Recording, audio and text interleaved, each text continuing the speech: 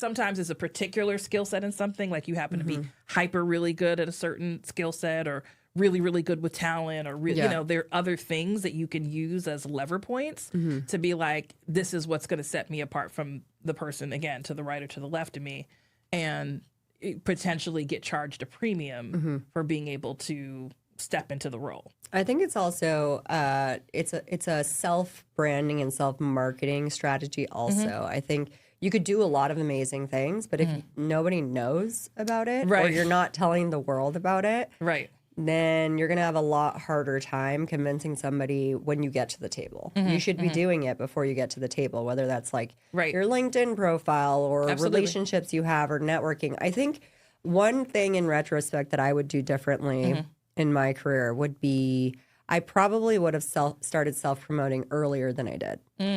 In what way? Like what specifically? I think when you're junior, you think like, oh, I can't yet, you know? But when you really think about every year of work, how much awesome things did you do? Sell it. Like you should just promote that and sell it and always be looking to network and talk to people and be like, I know how to do this. You know, I didn't exactly like promote myself that much until like I really needed to. And in retrospect, I'm like, probably could have had like a lot more doors opened to compete with each other had I had done it earlier. You know what I mean? Yeah. But it was, I think for us in the earlier days, it wasn't, you know, the kind of self-promotion and branding. It was a little bit like just frowned upon. Yes, exactly. It was but not anymore. No, as I'm saying, it's evolved over time, but initially it was a little like, what are you doing? Yeah, how dare you? So it was, I think that's something that's aged, and now younger people are definitely taking more advantage of the platforms and using it in that way. Yes. But when we came up, it wasn't quite, it was a little dicey. Like everything was still very like, now, like LinkedIn was probably the closest to it where you could like kind of brag up on yourself, you know, like that was where it became like the first place it was like socially acceptable to do that. But obviously people are creating content around, you know, their skill sets and what they do. I think that's a huge advantage today. Like even, I mean, you know, we talked to a CEO of a PR firm recently and think about all of the succession turnover at the CEO level. You don't need to necessarily be the president or the next in line now to get that job. Right. You can self-promote and be out there and be like a brand. And your hat is in the ring. Like now, before it would be like this person needs to tap you, you're waiting for the call, you have to like go through all these hoops and there's like a specific path. And if you know that person, then you can get in the door. And now it's like, nah, you can actually like create the environment. No, but I think, but what's interesting too, I've also dealt with a lot of people like as a coach where the thought of doing it that way makes them want to like throw themselves under a bus. Like it just makes them want to like scream and like, I don't, it's either I don't want to have to promote myself in that way. That's ego, though. I don't know how. I mean, sometimes it's a combination of, you know, sometimes it's fear. A lot of times, too, and I know even real talk, what held me back for a long time was just my own. When you start getting into money and value and what you bring to the table and advocating for yourself, a lot of times you're getting to the root of how you feel about yourself. And your own worth and value. Well, it's different for men and women, too. Well, that's a yes. Women constantly overanalyze, and men are just they go for it. We can learn from them. Oh, absolutely, in that sense. I mean, they say like that. You know, when a man feels like he has like 60% of the job qualifications, he applies. Whereas if we feel like we don't have, you know, we need like 80 to 90% of the qualifications to feel comfortable applying. This one micro thing and this comma at the end of the sentence, I can't. Exactly. So that confidence thing is certainly at the root of it. But I know for me, like I had a lot of insecurities around promoting my worth or articulating my worth to myself, because that was the first barrier. Is like, wait, I had to like literally do my own SWOT analysis. And, like, you do. You have to reflect. Absolutely. And that helped. Like once I was like, oh, you know what, you're able to do this, and wait, you have this skill set, and you're good at this, and like you've gotten great feedback about this. I had my own little kind of like personal annual report, you know, that I could kind of like understand what my strengths were, what the areas of improvement I had, but also like where I could really over deliver. And being comfortable with that and being comfortable really saying that and leaning into it. Turning the crystal ball on yourself it's always the hardest. It's always the hardest thing to do. I think it's easier if you identify what you hate and what you're not good at first. Wait, say that again.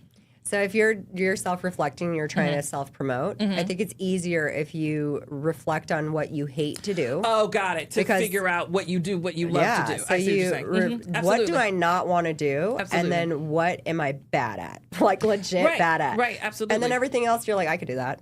Absolutely. And it kind of like, it does like a little bit of a mental fuck with you. Right, or you're like flipping it over. Right. And you're like, oh, actually, I could figure that shit out. Right, Like, I could do that. I could do that too. I could do that too. I would do a lot of compare and despair. Like you ignore what it is you do well because you're comparing yourself to like what everybody else is doing. So realizing that this is an area of improvement. I need to get a little bit better at this. I could actually like take myself through a process. I could take an online class. I could read 3-4 books. I could talk to 3 or 4 people that were experts in that space. Like I could take myself through a formal or informal education and get a little bit better. And if I would just get like 5-10% better at something, like it would just give me this huge boost of confidence.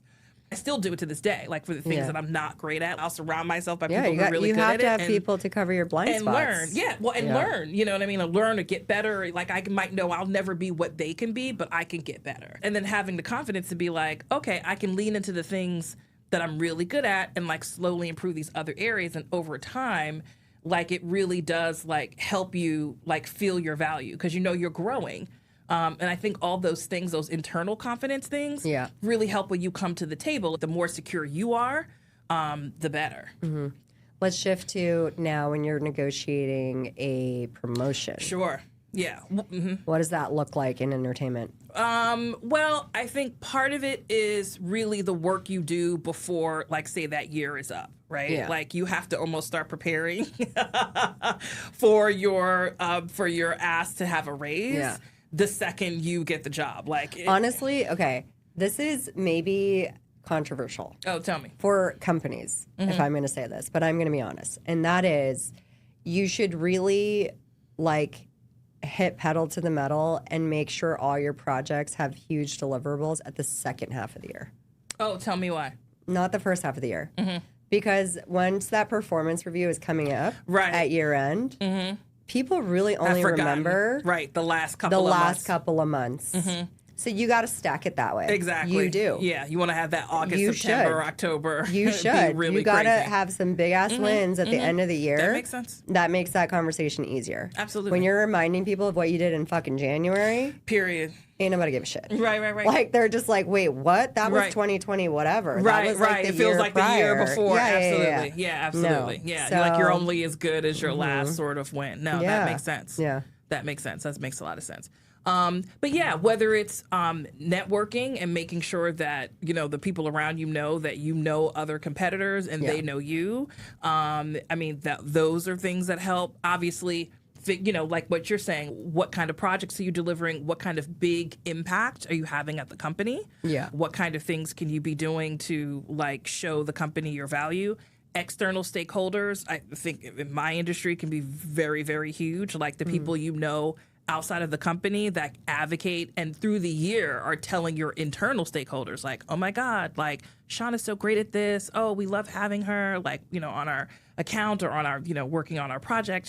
She's always so great. Like that feedback loop can be very key because a lot of time talent relationships are what a lot of things rotate around in the for and nonprofit space. Having that feedback and people being like, oh no, your relationship with Shana in this company is part of why we like being with this company. Those are in my game biggest leverage points. Yeah. Okay. What do you do if you're a VP going for SVP and you don't get it? Well, I mean, you want to ask for some honest feedback about why, right? Why that is. And ideally, you're working with a company that's going to give you a clear reason, like, here's Do you wait another year? Well, it depends. I think it depends. It depends on, like, are you working with a company that's giving you a clear reasoning why you didn't get it and what what needs to be done to get it? If it's just like, you didn't get it because and there's no transparency, there's no path, it's just like a suck it up and deal, then then that's a time to start looking at like, okay, how much longer am I going to be here, because you've run out of room. I would agree.